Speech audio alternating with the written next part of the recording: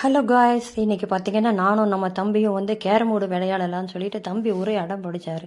சரி வா தம்பி அம்மா விளையாடலான்னு சொன்னேன். தம்பி ஒரே ஒரு மேட்ச் தான் தம்பி அப்படின்னு நான் சொன்ன உடனே சரிம்மா ஓகேம்மா இதை நம்ம வீடியோவாக எடுக்கலாம் அப்படின்னு சொன்னேன். அப்படி சரிப்பா வீடியோ எடுக்கலாம் வாங்கன்னு சொல்லியாச்சு. இதில் யார் ஜெயிக்கிறாங்களோ என்னன்னு பார்க்கலாம் அப்படின்னா நான் வந்து எனக்கு வந்து அவ்வளோ விளையாட தெரியாதுடா அப்படின்னு சொன்னாலும் கேட்கவே மாட்டேங்கிறான். இருந்தாலும் வாமா வாமான்னு சொல்லிட்டு ஒரே ரகலை பண்ணிட்டு 2 பேரும் கேரம் போர்டு எடுத்து வச்சு உட்காந்தாச்சு. இப்போ பார்த்தீங்கன்னா ஃபஸ்ட்டு நம்ம தம்பி வந்து ஃபஸ்ட்டு அடிச்சிட்டார்.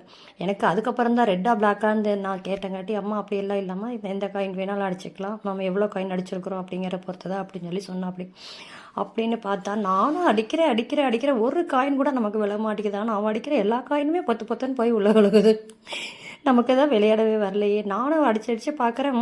என்னால் முடிஞ்சது பார்த்தீங்கன்னா ஒரு 8 காயின் தான் என்னமோ அடிச்சிருப்போம். அதுலேயும் 2 மைனஸ் விழுந்துச்சு. தம்பி பார்த்தீங்கன்னா சும்மா சூப்பராக அடிக்கிறார், நல்லா விளையாடுறாரு.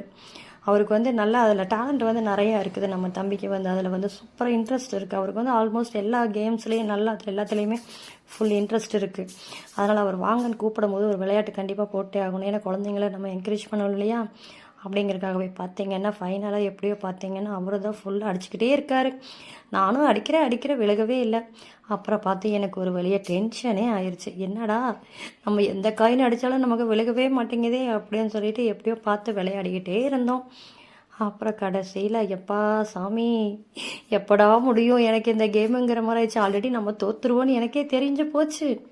இருந்தாலும் என்ன பண்ணுறது, சரி நம்ம தம்பி கூப்பிட்டுருக்க அப்படியே அவருக்காக விளையாடுமே அப்படின்னு சொல்லிட்டு சரி விளையாடலாம் அப்படின்னு சொன்னது. சரி ஆமாம் கண்டிப்பாக இந்த கேமை முடித்த உடனே எனக்கு வந்து யார் ஜெயிக்கிறாங்களோ அவங்களுக்கு வந்து நீங்கள் வந்து எனக்கு நான் ஜெயிச்சேன்னா எனக்கு நீங்கள் எதாவது வாங்கி கொடுக்கணும் அப்படின்னு சொன்னாப்படி.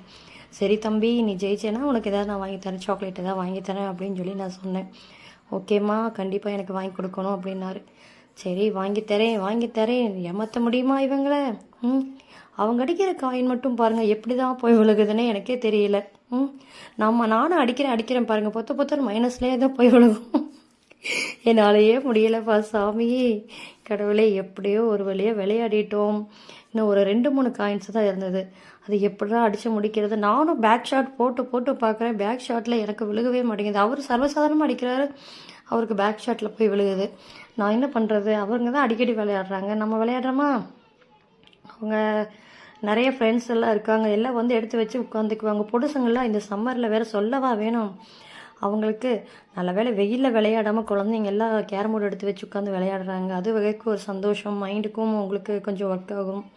வெயிலே சுத்தாமல் இருப்பாங்க, அதனால் அது ஒரு பிரச்சனை கிடையாது. கடைசியில் பார்த்தீங்கன்னா அவர் ஆல்ரெடி நிறைய ஃப்ரெண்ட்ஸ் குரூப் பேர் வச்சுருக்காங்க, இதுக்குன்னு நிறையா பேர்.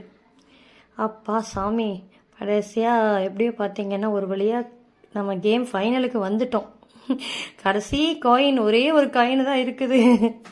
அந்த ஒரு காயின் இருக்கும்போது நான் மைனஸ் வேறு போட்டேன். அப்புறம் பார்த்தீங்கன்னா கடைசியாக ஒரு வழியாக போட்டு முடிச்சிட்டாருப்பா, நம்ம தம்பி ஜெயிச்சிட்டாருப்பா. ஹலோ கைஸ், இது மறக்காமல் நீங்கள் எப்படி இருந்துன்னு மறக்காமல் கமெண்ட் பண்ணுங்கள். எனக்கு விளையாட தெரியாது, தம்பி விளையாடி இருக்காரு, அவரோட கேம் எப்படி இருந்துன்னு மறக்காமல் கமெண்ட் பண்ணுங்கள். அவர் சொன்ன மாதிரி அவர் சொல்லியிருந்தார் நான் ஜெயிச்சேன்னா நீங்கள் சப்ஸ்கிரைப் பண்ணணும், லைக் பண்ணணும்னு சொல்லியிருக்காரு. யார் லைக் பண்ணீங்க சப்ஸ்கிரைப் பண்ணீங்கிறத மறக்காமல் கமெண்ட் பண்ணுங்கள். நான் 8 காயின் தான் அடிச்சிருக்கேன், தம்பி தான் ஃபுல்லாக அடிச்சிருந்தாரு. கண்டிப்பாக மறக்காமல் கமெண்ட் பண்ணுங்கள். பாய்.